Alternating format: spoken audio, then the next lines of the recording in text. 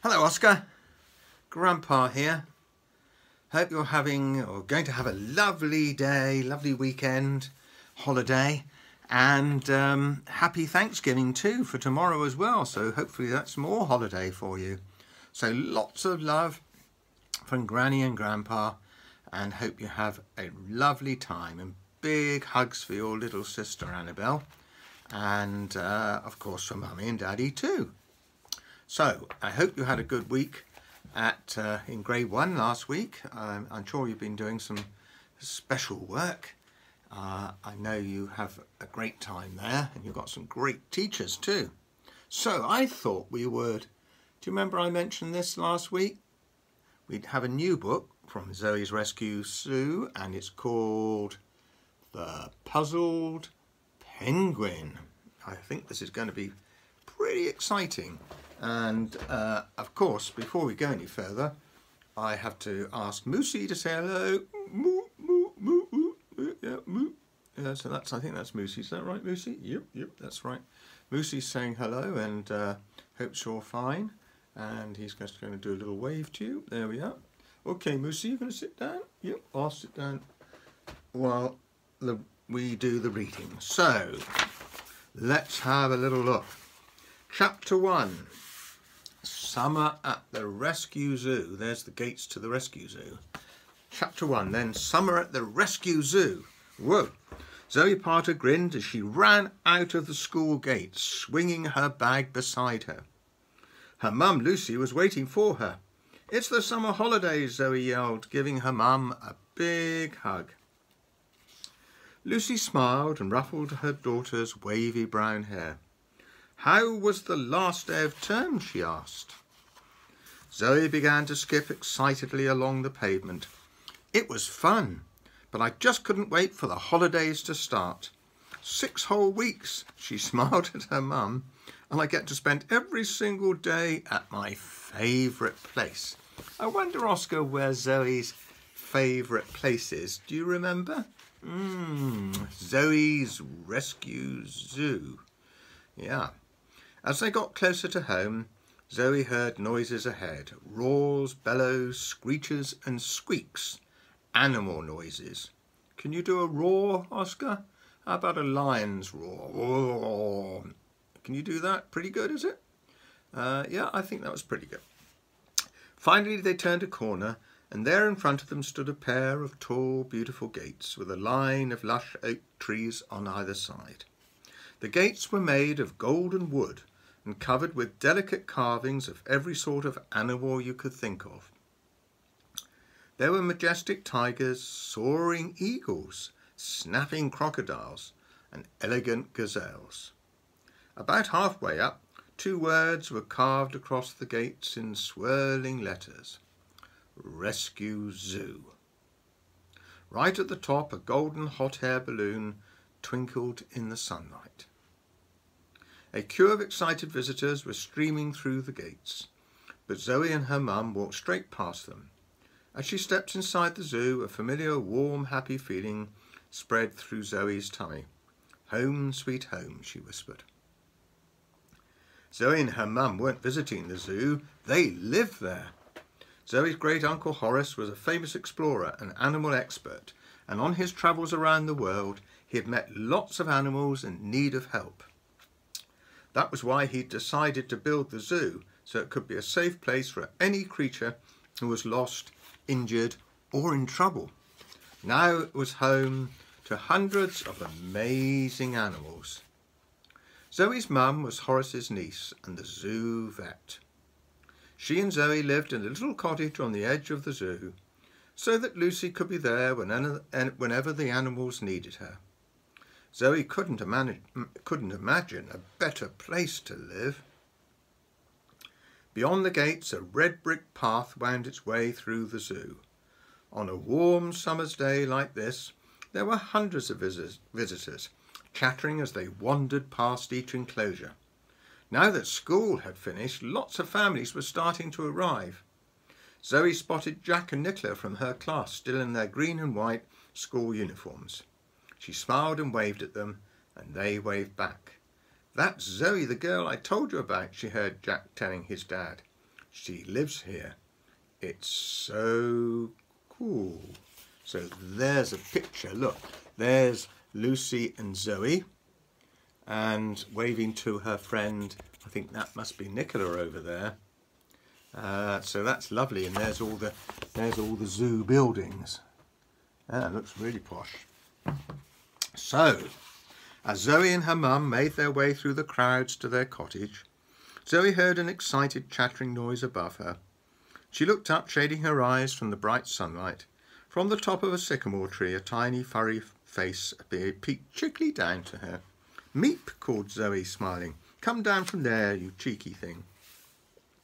With a swift leap, the little creature bounded down and landed nimbly on Zoe's shoulder. Zoe gathered the soft, warm bundle into her arms for a cuddle. Meep was a tiny grey mouse lemur with enormous golden eyes and a long, velvety tail. Great Uncle Horace had rescued him when he was just a baby and had brought him to the rescue zoo. Now Meep lived in the cottage with Zoe and was her very best friend. Meep has been especially mischievous today, Lucy told Zoe as they continued along the path. Mr. Pinch brought a very tasty-looking blueberry muffin in this morning for his breakfast. Whoa! Then this week's fruit delivery arrived and he went to supervise it. When he came back, his muffin was gone. Mr. Pinch was very cross. She shook her head at the little lemur. He didn't know what had happened to it, but I noticed that Meep's paws were covered in crumbs, so we know Meep took it. Ooh. Zoe couldn't help laughing and hugged Meep closer. Mr. Pinch was the zoo manager, and he was always grumpy. Meep loved teasing him. As they arrived at the cottage, Lucy handed Zoe's school bag back to her. "I've got to go and check on a leopard now, so I'll leave you two to have fun. Be home in time for tea."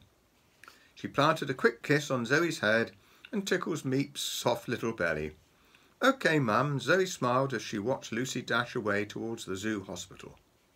Once she was out of sight, Zoe stepped inside the cottage and grinned at Meep. The cheeky little lemur leapt from her shoulder and scampered over to the bowl of fruit on the kitchen table. "Yummy," he chirped, peeling a banana with his nimble fingers. "Blueberry muffins are nice, but I like bananas best." There we are. There's Meep in the fruit bowl.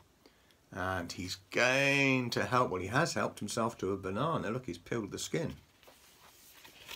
Zoe giggled. It was always fun to be by herself with Meep, or any of the animals at the rescue zoo. When other people weren't around, she didn't have to hide their amazing secret. Zoe knew that animals could talk to people, and that just a few special people could talk back to them. And she was one of them. Wow, that's special, Oscar, isn't it? Being able to talk to animals. Chapter 2. Mr. Pinch's Plan. Whoa, what's that going to be? What's Grumpy Mr. Pinch going to do now? Zoe dashed upstairs to get changed. She picked out a bright yellow sundress and her favourite blue flip-flops and quickly rubbed some sun cream into her cheeks. Then she fastened a pretty silver necklace around her neck. This was a very special necklace. It had a charm shaped like a paw print, and it had been a present from Great Uncle Horace. The paw print charm opened every single gate in the rescue zoo, so Zoe could see any of the animals whenever she liked. God, that would be amazing, wouldn't it, Oscar? To go and see the grizzly bears at the wildlife park, and then go and see the other bears and all the other animals and the owls. Whoa! Can you remember how many animals there? Which are your favourites at the wildlife park, Oscar? What are your favourite animals? Okay, sounds good to me. Meep perched on her bed. "Zoe, do you really not have to go to school tomorrow?" the little lemur asked hopefully. Zoe smiled at Meep in her bedroom mirror. "No, Meep, no school for 6 whole weeks, so I can spend lots of time with you." Meep squeaked happily, bouncing up and down on the bed. Zoe slid a yellow butterfly clip into her hair and turned to face her friend. "It's good I'm here to stop you doing naughty things like eating Mr. Pinch's breakfast. You shouldn't take things that don't belong to you, Meep. You're lucky he didn't spot you." Meep leapt into her arms for a cuddle, but it was funny, Zoe, and yummy. There's Zoe and Meep.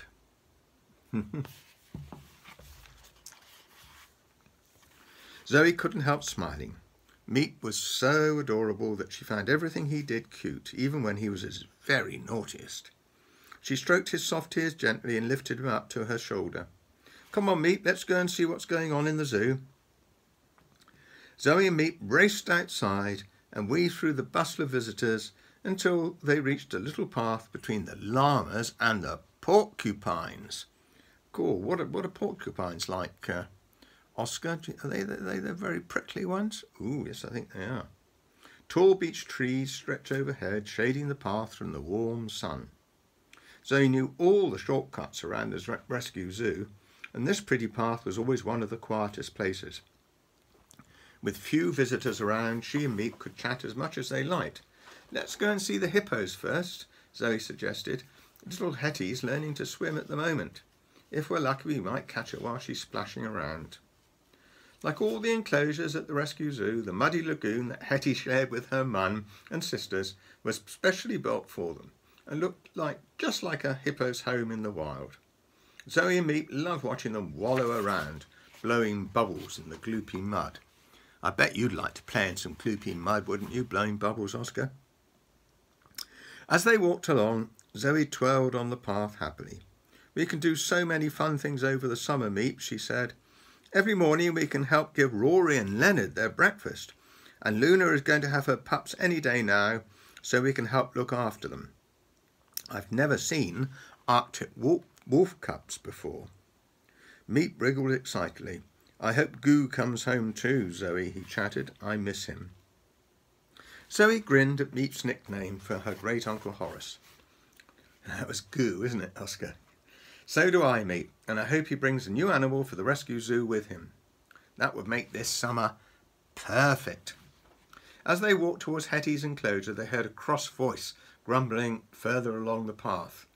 "Oh, bother! Paint on my lovely clean hat." "Quick, Meep," whispered Zoe. "Hide." They both darted behind a large cherry tree and peered around it. Just in front of the penguin enclosure was, guess who, Oscar? Mr. Pinch, clutching a paintbrush and a tin of blue paint. He was painting a sign on the little wooden hut with a painted roof. There was a splodge of blue paint on his hat, and he looked very cross. Meep giggled. There's Mr. Pinch looking very cross because he's got paint on his hat. Oh dear. A little further down the path, Zoe's mum came out of the rhinoceros enclosure, her vet's bag slung across her shoulders. Lucy smiled at Mr. Pinch and nodded at the hut. "Hello, you look busy." "Hello," Mr. Pinch muttered. "Yes, I seem to be the only one who does anything around here." On Zoe's shoulder, Meep blew a cross raspberry. He went. "Actually, I'm glad you've passed this way," Mr. Pinch continued. "I've been meaning to speak to you today. I have a project for your daughter." Zoe and Meep looked at each other and frowned. What was Mr. Pinch up to? They both stayed very still, trying to hear what he said. Meep's ears quivered curiously. Lucy glanced at the wooden hut. "A project? That sounds like fun. Zoe's been so looking forward to spending more time at the zoo now that school's finished. We'll definitely keep Zoe and her friend entertained," Mr. Pinch agreed with a smirk. There's Mr. Pinch painting the hut. Looks like a great hut. Hey, wouldn't mind one like that. Zoe's heart sank. Whatever Mr. Pinch was planning, she knew it wasn't going to be fun. He didn't like Zoe and Meep being allowed to wander around the zoo like all the grown-up staff did, and he'd do anything to ruin her holiday. "Say no, Mum," she pleaded silently. Well, there we are, Oscar. I will continue reading that next time. Be very exciting to find out how we get introduced to the puzzled penguin. Anyway, lots of love from me and Granny and Moosey, and hope you have a lovely fun time. And lots of love to Mummy and Daddy too, and your little sister, of course. Big hugs to you all from Granny and Grandpa. Bye for now. Bye.